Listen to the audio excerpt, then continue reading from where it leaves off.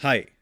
अभी अभी नया साल शुरू हुआ है and every year when the new year starts lot of us make new year resolutions. किसी ने जिम जाने का रेजोल्यूशन बनाया होगा, किसी ने वेट लूज करने का रेजोल्यूशन बनाया होगा, किसी ने फैमिली के साथ ज़्यादा टाइम बिताने का रेजोल्यूशन बनाया होगा। तो काफ़ी लोगों ने आरबीआई जैसे कॉम्पिटिटिव एग्जाम को क्लियर करने का रेजोल्यूशन बनाया होगा। But those who are not new to this process would have realized that every year we do make these resolutions, but they don't work out. There is no result out of these resolutions. और इन सारे resolutions के पीछे कहीं ना कहीं एक common reason यही होता है कि हम जो भी करना चाहते हैं उसको कंसिस्टेंटली नहीं कर पाते हैं। तो आज हम कंसिस्टेंसी के ऊपर बात करेंगे कि हम कैसे कंसिस्टेंट हो सकते हैं, या फिर वाकई में कंसिस्टेंसी है क्या, हम शायद यही नहीं समझ पाते हैं। तो सबसे पहले तो मैं यही बात करना चाहूँगा कि हमारे दिमाग में एक रॉन्ग नोशन ऑफ कंसिस्टेंसी डाल दिया गया है। हमारे स्कूल टीचर्स ने, पेरेंट्स ने, मेंटोर्स ने हम ये कह कह के कि लाइफ में कुछ बनना है तो बहुत ज़्यादा पढ़ाई करनी पड़ेगी। तो हमारे दिमाग में कंसिस्टेंसी का नोशन ये बन गया है कि कंसिस्टेंसी का मतलब है कि मुझे रोबोट की तरह, मशीन की तरह हर रोज़ एक ही पैटर्न में एक ही टाइम पे पढ़ना होगा।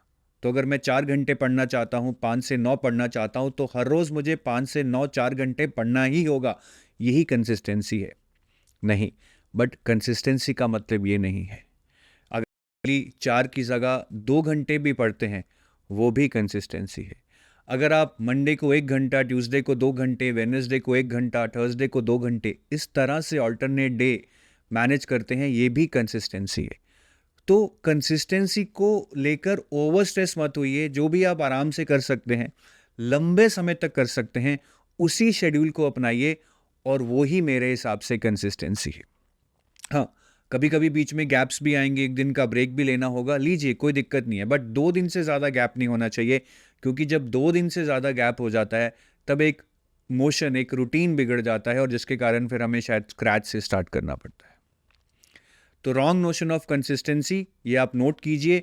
हमें कंसिस्टेंसी का सही मतलब समझना होगा, तभी हम कंसिस्टेंट हो पाएंगे। दूसरी दिक्कत ये आती है कि काफ़ी बार मैंने देखा है, लोग शुरू तो कर लेते हैं, लेकिन फिर कुछ समय के बाद ऐसा ऐसा गैप डालते हैं, 7 दिन, 15 दिन, 20 दिन, जिसमें हम कुछ भी नहीं करते हैं। और जब वो 20 दिन का गैप डल जाता है तो हमें लगता है कि छोड़ो यार, अब तो ये क्या ही होगा।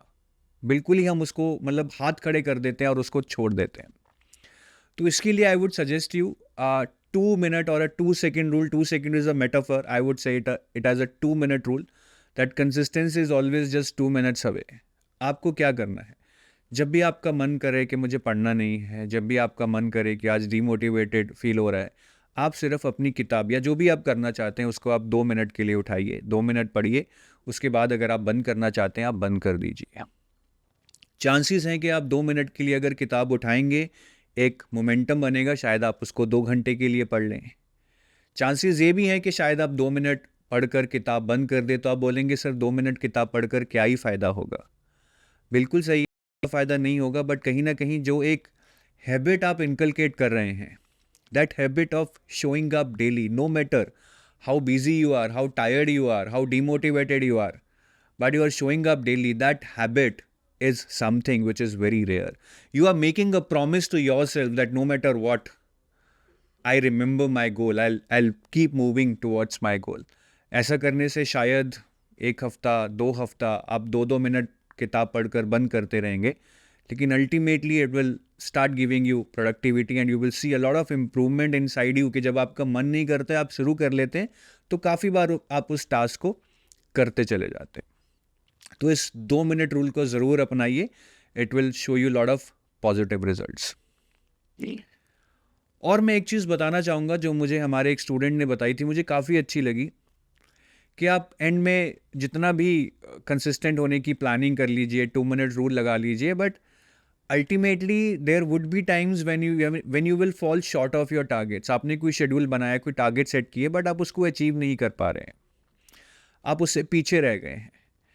वो टाइम होता है कि आप उसको रीप्लान कीजिए, क्योंकि काफ़ी बार जब हम अपने टारगेट से पीछे रह जाते हैं, शेड्यूल से पीछे रह जाते हैं, we tend to give up, कि चलो अब इस शेड्यूल को छोड़ो, अब एक अलग ही लय में पढ़ते हैं, जितना हो गया ठीक है।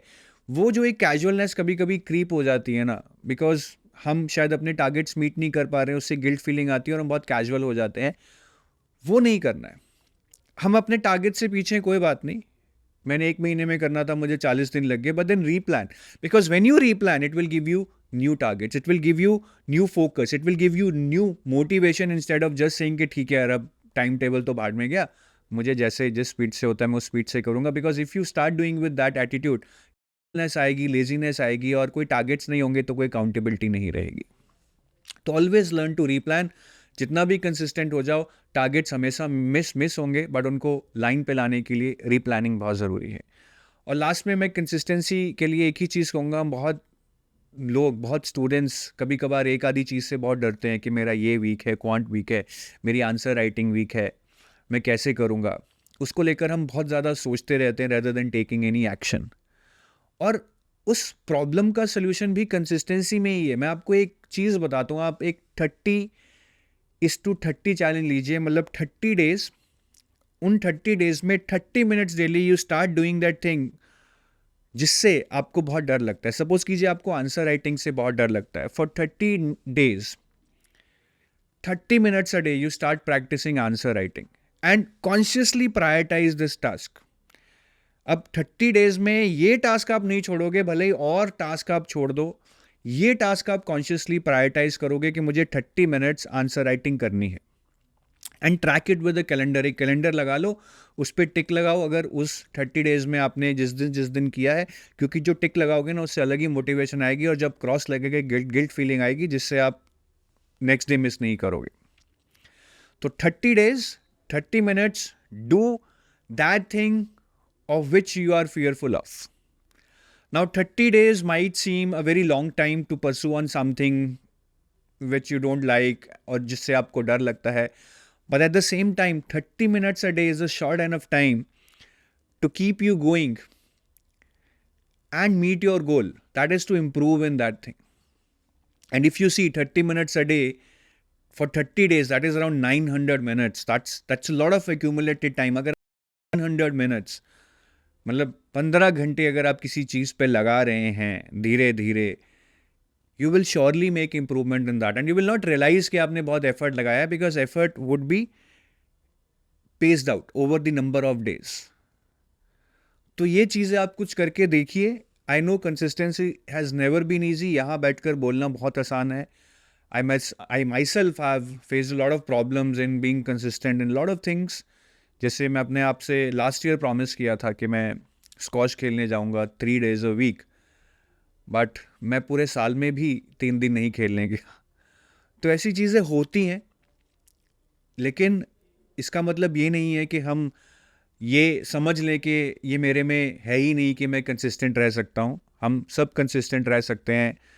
हम सब उन्हीं टॉपर्स की तरह हैं जो ये सारी प्रॉब्लम्स फेस करते हैं, प्रोक्रेस्टिनेशन हो चाहे इनकंसिस्टेंसी हो, तो ये सब फेस करते हैं, हम भी फेस करते हैं, बट इनसे लड़ना होगा, धीरे धीरे अपना रास्ता बनाना होगा। And I hope you will see light at the end of the tunnel one day if you start implementing these things. Thank you, have a nice day, bye bye, love you all, happy new